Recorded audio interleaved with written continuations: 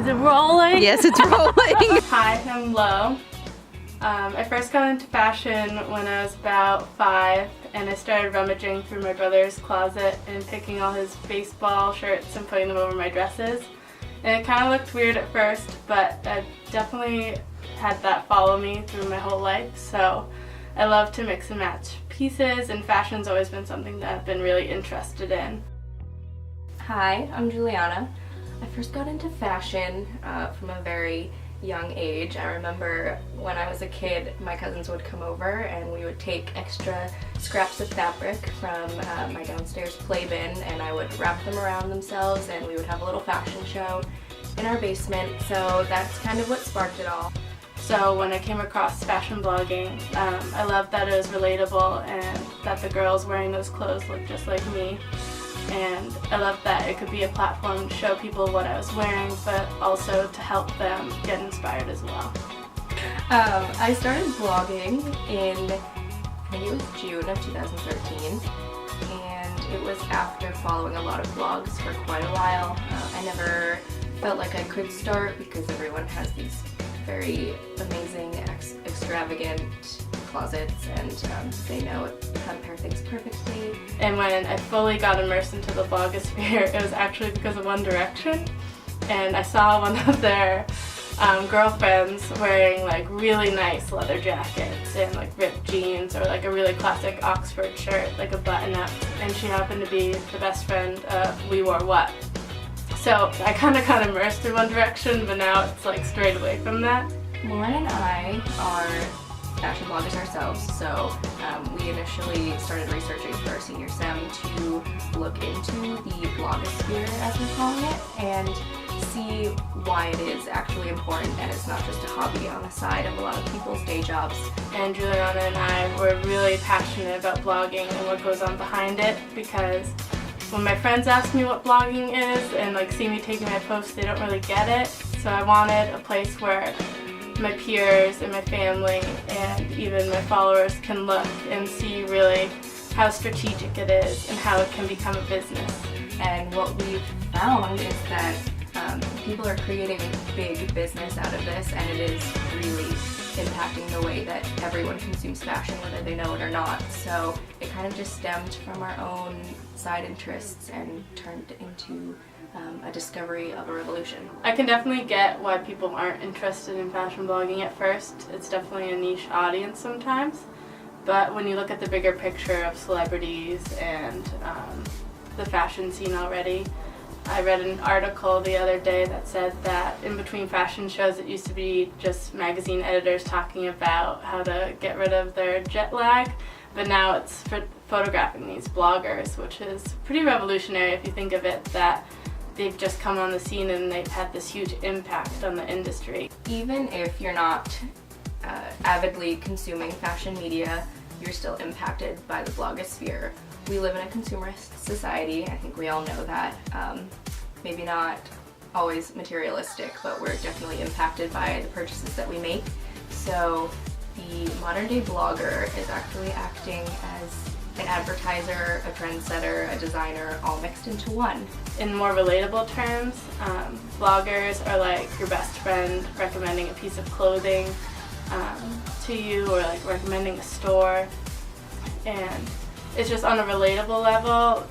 They're bridging the gap of the internet, which can be kind of disconnected at some point, and they're making it feel more like a community. And with that community can come like bigger businesses and impact our economy as a whole. One of the first bloggers I really loved was Emily Schumann of Cupcakes and Cashmere, and she doesn't take a completely high fashion approach, so you can really relate to her clothing and follow along her life story, as well as things that she wears every day. So I kind of try to follow that vibe in my own blog and have people relate to my everyday life, and not just, hey, I'm wearing this really awesome jacket that costs $3,000 that no one can really relate to. The blogosphere is definitely intimidating. Before I got into it, I realized how much money goes into these people's wardrobes. So a lot of the girls I was looking at wear Zara and Topshop, and you're looking at items that cost $70 or more. And while I've been working my whole life for my savings and went abroad and all these fun things. I didn't feel qualified to become part of it. I was like, oh, I'm just a junior in college. I can't start my blog yet, but I kind of just jumped over that hurdle and decided, hey, why not go for it? This is what I want to do. So Little Cup of J was born, and now I try to create content at least weekly, and it's just a way to escape from the noise of every day. A lot goes into a blog post, more than you would think. We usually take a lot of time to prepare them, and Juliana and I are our own fashion photographers. It's really nice always having someone there by your side that knows your own style and your own tastes, and just working together in the midst of a community that isn't really up into the fashion blogging sector yet. So after class we'll like have a break and we'll be like, oh, we can photograph today. So we try to find like an area on campus or even go downtown or something if we have enough time, and find like a wall or a building that will match our outfits or just be like pleasing to the eye, rather than just like sitting in the classroom, because that's kind of boring. So from the beginning we just pick our outfit based on the day. Like I said, I typically go for a pretty casual look and then try to dress it up for the actual post itself, throw on a hat or something out of the ordinary that you wouldn't see here in Vermont. When we do finally pick our outfits and pick an area, we kind of go crazy and take tons and tons of photos, and you get a lot of weird looks and honks, and people just like really don't get it sometimes or think you're like more important than you are, and that's kind of fun. We'll come back, edit everything in Photoshop. No, we don't cut off our thighs. Thank you very much. We write our posts and create really great content, hopefully that people can relate to, and share it online for everyone to see. My blog is my one creative outlet where no one has a say, no one grades me on it. It's just me and my personality, and I can pick and choose what I want, which is really liberating when you're in academia for 22 years, I guess. I'm grateful. Where do I see Little Cup of J going?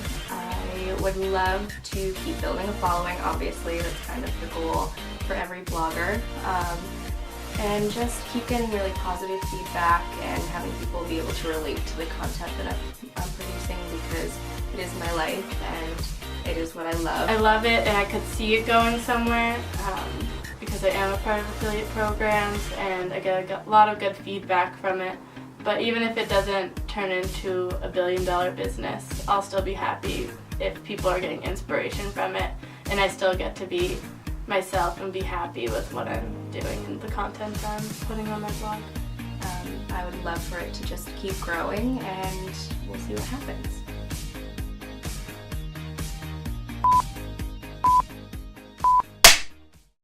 Oh, you're rolling? Yeah, it's been rolling for the past 15 minutes. Oh, I thought we were stopping. Okay. Oh no. Ooh, a champagne bottle.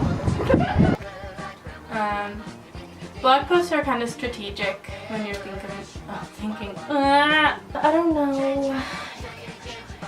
Blog posts are kind of Pause.